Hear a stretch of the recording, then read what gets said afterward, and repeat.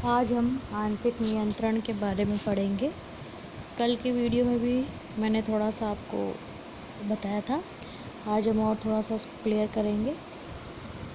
आंतरिक नियंत्रण की परिभाषा। आंतरिक नियंत्रण को कंपनी के प्रबंधन द्वारा विकसित, कार्यान्वित और अनुरक्षित एक प्रणाली के रूप में समझा जा सकता है ताकि संबंधित उद्देश्यों की प्राप्ति सुनिश्चित हो सके। आंतरिक नियंत्रण एक पॉलिसी है, एक प्रोसीजर है जो कि मैनेजमेंट के द्वारा अडॉप्ट किया जा रहा है और जो कि बिजनेस को या किसी कंपनी को स्मूथली चलाने के लिए आंतरिक नियंत्रण कर रही है। अब आंतरिक नियंत्रण के उद्देश्य में हम ये देखें कि आंतरिक नियंत्रण प्रभावशीलता और संचालन की दक्षता के लिए किया जाता है, संपत्ति की रक्षा के लिए किया जाता है, धोखाधड़ी और त्रुटियों की रोकथाम और पहचान के लिए किया जाता है, वित्तीय रिपोर्टिंग की सटीकता और पूर्णता के लिए किया जा रहा है और प्रासंगिक कानूनों का पालन करना के लिए किया जा रहा है। यानी किसी कंपनी में या किसी बिजनेस में उसकी प्रभावशीलता और संचालन में दक्षता है या नहीं, या उसकी असेट्स जो है वो अच्छी तरह से उसका रखा जा रहा है या नहीं, किसी प्रकार की कोई फ्रॉड तो नहीं किया जा रहा है, वित्तीय रिपोर्ट जो रखी जा रही है वो क्या सही रखी जा रही है, और जो प्रासंगिक कानून हैं क्या उनकी पालना हो रही है या नहीं। यह एक आंतरिक नियंत्रण के कुछ उद्देश्यों में शामिल है। इसमें 5 तत्व शामिल हैं जो एक दूसरे से जुड़े हुए हैं और सभी फर्मों पर लागू होते हैं, लेकिन उनका कार्यान्वयन फर्म के आकार पर निर्भर करता है। तत्व नियंत्रण, पर्यावरण, जोखिम मूल्यांकन, नियंत्रण गतिविधियों, सूचना और संचार और निगरानी है। इन सभी तत्वों के बारे में हम आगे के वीडियो में उल्लेख करेंगे। अब आंतरिक नियंत्रण के उद्देश्य जो कि हमने अभी पढ़े, थोड़ा सा और उसको क्लियर करें कि प्रबंधन के प्राधिकरण के अनुसार लेन देन की जांच की जाती है या नहीं। ये देखा जाएगा कि भाई जो भी लेन देन हो रहे हैं बिज़नेस के अंदर, जो भी स्टेटमेंट रखा जा रहा है, जो भी फाइनेंशियल अकाउंट्स रखे जा रहे हैं, उसकी जांच की जा रही है नहीं। सही मात्रा और खाते में लेन देन की त्वरित रिकॉर्डिंग की जांच करना, और वह भी लेखा अवधि में जिसमें कि यह है, उनकी सभी समस्त जितने भी रिकॉर्ड्स हैं उनकी जांच करना। यह पता लगाने पर कि संपत्ति अनाधिकृत पहुंच और उपयोग से सुरक्षित है, कहीं उनका अनावश्यक उपयोग तो नहीं हो रहा है। मौजूदा संपत्ति के साथ विभिन्न समय अंतरालों पर दर्ज किए गए मामलों में मतभेदों की खोज की जाती है। अब हम ये देखें कि आंतरिक नियंत्रण जो है उसकी समीक्षा के क्या तरीके हैं। आंतरिक नियंत्रण की समीक्षा के तरीके।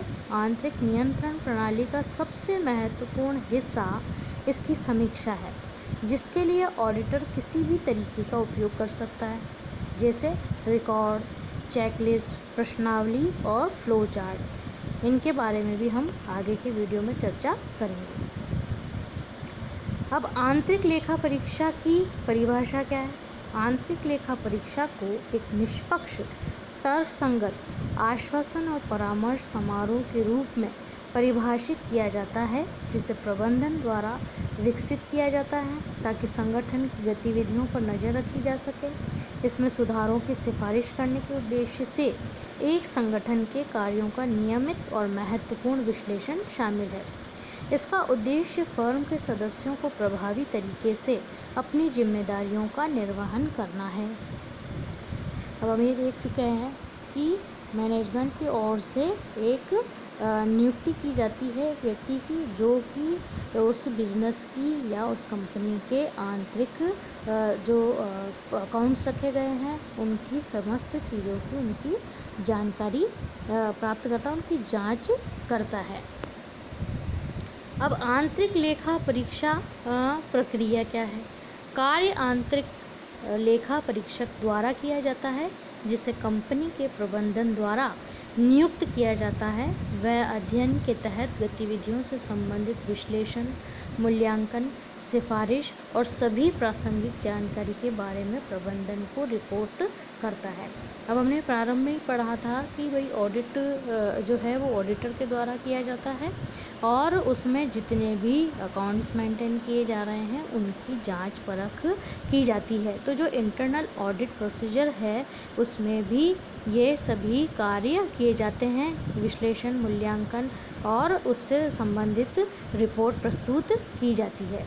आंतरिक लेखा परीक्षा के उद्देश्य क्या हैं? अब जो इंटरनल ऑडिट किया जा रहा है उसके एम्स क्या क्या हैं?